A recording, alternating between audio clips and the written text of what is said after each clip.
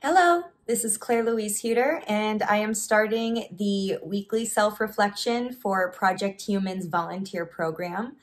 And this is the very beginning of it. I am starting right now on Friday, February 9th. And for my first question, I've decided to answer is number 33, which is what brings you joy despite your mental health struggles? And for me, it is creative expression and doing what I love. Doing that gives me the opportunity to both use my talents and my passions for all types of creative expression, whether it be music, acting, art, anything. And I can both use that and channel or process any mental health struggles I've been going through or any emotions I've been struggling with, any incidents, just anything that's happening in my life at that moment. It gives me the opportunity to combine, and it really helps me just get through that. And it brings me so much joy to be able to do what I love, no matter what the circumstances. And alongside that, my furry friends, whether it be my dog, my cat, or any other wonderful animal creature. I love animals. Hello, so this is day 2 of my weekly self-reflection for the Project Human volunteer program. And today's question is number 47. How does your physical health impact your mental and emotional well-being? So I have certainly noticed that when your brain doesn't get enough nutrients, that certainly impacts how you think, how your mental capacity is, your emotions. You know, your brain needs just as much nutrition as your body does. So while you're giving your body, the nutrition it needs, your brain's also taking and using that and keeping you in tough mental stability. So I've noticed a correlation when I've skipped meals and just not gotten the proper nutrients when I've eaten, and when I didn't have that mental toughness and I was a little more emotional. And there was actually a time in my life where I lost a great deal of weight very quickly. And while it was considered a good thing by many people around me, they didn't know the circumstances around that, and it was very unhealthy. And looking back, I can also see that my mind then was not as tough. My emotions were a lot more erratic. My mental toughness wasn't there because my body wasn't getting nutrition, so my mind wasn't getting nutrition. So it's important to know that as much as you're feeding your body, make sure you feed your mind too. Hi, so this is day 3 of my weekly self-reflection for Fink, and today's question is number 38. How does forgiveness play a role in your mental health?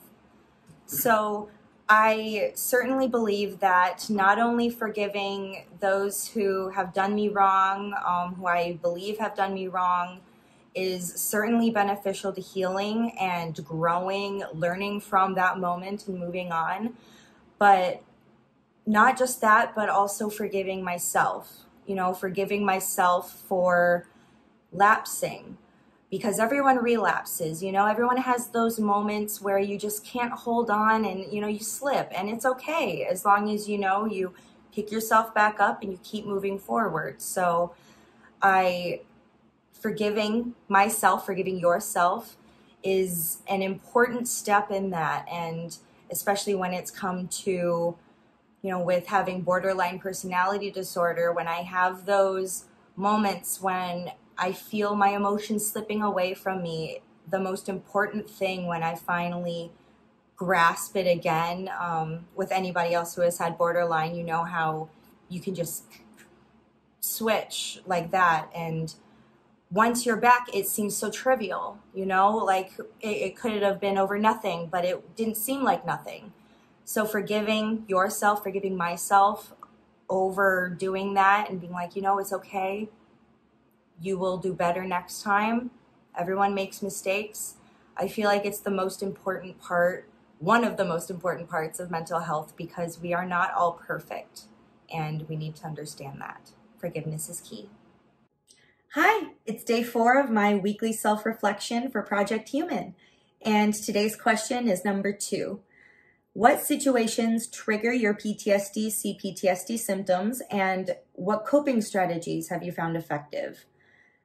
So due to my trauma, I have realized that I'm triggered by situations in which I'm not believed, where I tell someone something that's very heartfelt, or something emotional, or an experience that has happened, and they just say, you're lying, I don't believe you.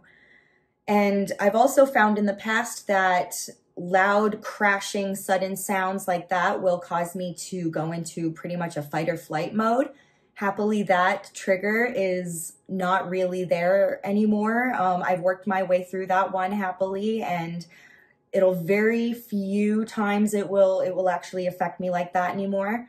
And the coping mechanisms that have helped me through that trigger and other triggers is breathing. I do an inhale through the nose with 5 and hold it with 2, and then exhale through the mouth with 5. It's a nice calming breathing technique. I separate myself from the situation or try to avoid it altogether, and then to obviously work through it and face it, the trauma itself and the situations in which I am triggered. As long as I can, face it and try to heal, recover as much as I can, that helps me not only not have that trigger anymore, but if it does arise, to be able to face it. For day 5 of my weekly self-reflection with Fank, I chose question 15, which is, what motivates you? Especially in the context of ADHD, managing ADHD symptoms. And I have not been formally diagnosed with anything like ADHD or ADD, but I have certainly found myself needing to manage very similar symptoms. And one thing that has really been a motivating factor is the accomplishment in itself. Getting to that end result and seeing it, if it's something visual or just experiencing that end result in itself, is a very good motivating factor, whether or not there's, big accomplishments because of it, or just getting to the end.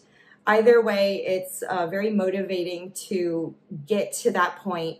And then just my inner drive to both accomplish my dreams and to grow, it's a very motivating factor that helps me push through all those crazy moments. For day 6, I chose question number 8. How have you demonstrated resilience in overcoming challenges related to your mental health? And I believe I've done so by pushing through and not giving up when faced with the traumas that I've unfortunately experienced in life, by seeking help and wanting to grow, wanting to learn, wanting to become an overall more secure and confident person in myself despite what has happened. And by doing that, I'm still finding ways to do what I love and follow my passions no matter which adversity I'm facing. So I believe that in itself shows my resilience. All right, day 7. So today's question is number 41. How does your mental health journey influence your sense of purpose? So for me, they've pretty much become intertwined. I've realized that my passion, my love for creative expression, and also for mental health awareness, they're often one and the same. I've found that creative expression is a way that it's the purest form of communicating in a way, past words and all of the miscommunication nowadays. I feel like doing it creatively is the rawest and purest form. So when I'm trying to communicate things about mental health, about emotional health, and anything like that, doing it creatively, having it intertwined like that, is communicating it as clearly as possible. And that way, as many people as possible can also, watch it, read it, see it, however you do it, the creative way that you do, they can interpret it however they need to. And at the same time, your purpose still gets across. So it's pretty much one and the same for me now.